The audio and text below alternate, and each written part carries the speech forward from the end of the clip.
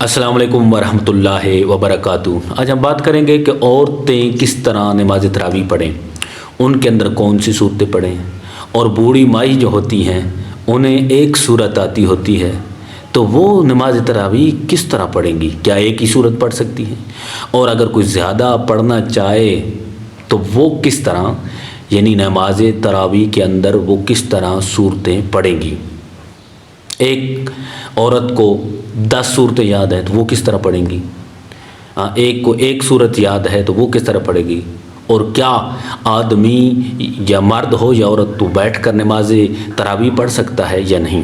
دیکھیں، پہلی بات کرتے ہیں کہ کسی عورت کو کوئی صورتیں یاد ہیں، قرآن کا کوئی جتنا بھی حصہ یاد ہے تو وہ اس کے اندر پڑھے۔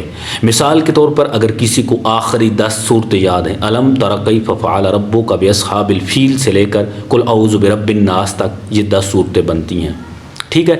ان 10 صورتیں اس کو اگر یاد ہیں 10 صورتیں تو وہ کس طرح پڑھے گی کہ وہ پہلے سورۃ الفیل الم تر کیف فعل ربک باصحاب الفیل پڑھے، پھر سورۃ القریش پڑھے، اسی طرح آخر تک پڑھے تو اس کی 10 رکعتیں ہو جائیں گی، 10 رکعتیں مکمل ہو گئیں۔ اب وہ کیا کرے، اب پھر وہ کھڑی ہو اور پھر وہ جو ہے نا الم تر کیف سورۃ الفیل سے پھر شروع کرے، پھر شروع کرے گی۔ دیکھنا جب آدمی نماز ختم کرتا ہے تو پھر وہ ترتیب ساری اس کی ختم ہو جاتی ہے، پھر نئے سرے سے شروع ہوتی ہے، یہ نہیں کہ وہی شروع رہتی ہے۔ جب آدمی سلام پھیر لیتا ہے نا 2 رکعتوں کے بعد تو اس کی ترتیب پھر ہی جو ہے آپ جس طرح شروع کرنا چاہیں کر سکتے ہیں۔ 10 صورتیں آپ نے ختم کی، 10 رکعتیں ختم ہو گئی، پھر سورۃ الفیل سے شروع کریں اور پھر 10 رکعتیں مکمل کریں تو یہ ہو گئی 20 رکعتیں۔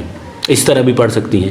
اور جو بوڑھی عورتیں ہیں، مائی ہیں، وہ ایک ہی صورت انہیں یاد ہوتی ہے تو وہ کیا کریں، انہیں سورۃ اخلاص ہی یاد ہوتی ہے، قل هو اللہ احد، تو وہ کیا کریں، وہ 20 رکعتوں کے اندر ہی سورۃ اخلاص پڑھ سکتی ہیں، یعنی سورۃ اخلاص قل هو اللہ احد۔ اس کے بعد کیا 20 رکعتیں ضروری ہیں، اور یہ نماز پڑھنا ضروری ہے، یہ سنت مؤکدہ ہے۔ سنت مؤکدہ اسے کہتے ہیں کہ پڑھنی ضروری ہوتی ہیں، بغیر مجبوری کی نہیں چھوڑ سکتے۔ مجبوری نہیں ہے تو اس کے لیے ضروری ہے پڑھے، اور کوئی مجبوری ہے تو وہ چھوڑ سکتا ہے، ٹھیک ہے یہ بات۔ اگر مجبوری نہیں ہے چھوڑے گا تو گناہ گار ہوگا۔ اس کے بعد کتنی رکعتیں پڑھی جائیں، کیا 20 ہی رکعتیں پڑھی جائیں؟ دیکھو، آدمی کوشش کرے کہ 20 رکعتیں پڑھے، کیوں کہ رب العالمین رمضان المبارک کے اندر سنتوں کا ثواب فرضوں میں عطا کرتا ہے، اور فرضوں کا ثواب 70 فرضوں میں، یہ تو اس کے لیے زیادہ ثواب ہوگا۔ لیکن اگر وہ 4 پڑھتا ہے، 8 پڑھتا ہے، 12 پڑھتا ہے، اس کی نماز کا ان کو ثواب مل جائے گا جتنی اس نے پڑھی ہیں، ٹھیک ہے۔ اس کے بعد جو ہے نا 20 رکعتیں پڑھے تو یہ بھی بہت زیادہ اس کو ثواب ملے گا، ٹھیک ہے۔ اس کے بعد 4 رکعتوں کے بعد جب ہم پڑھتے ہیں سبحان ذی الملک والملکوت سبحان ذی العزت والعظمت والہیبت والقدرت والکبریاء والجبروت سبحان الملک الحی الذی لا ینام ولا یموت سبوح قدوس ربنا ورب الملائکۃ والروح اللہم اجرنا من النار یا مجیر یا مجیر یا مجیر، یہ ہم پڑھتے ہیں نا 4 رکعتوں بعد، مرد پڑھتے ہیں۔ اگر عورتوں کو یہ تو خاص ہے نا تراویح کے ساتھ، آدمی کوشش کرے کہ یہ پڑھے، عورتیں دیکھ کر پڑھ سکتی ہیں تو پڑھیں، لیکن اگر نہیں پڑھ سکتی، جن کو نہیں آتا، بوڑھی مائیں ہیں، تو وہ کیا کریں، وہ سبحان اللہ کی ایک تسبیح پڑھ لیں، وہ پہلا کلمہ 3 مرتبہ پڑھ کر کھڑی ہو جائیں اور پھر شروع کر دیں۔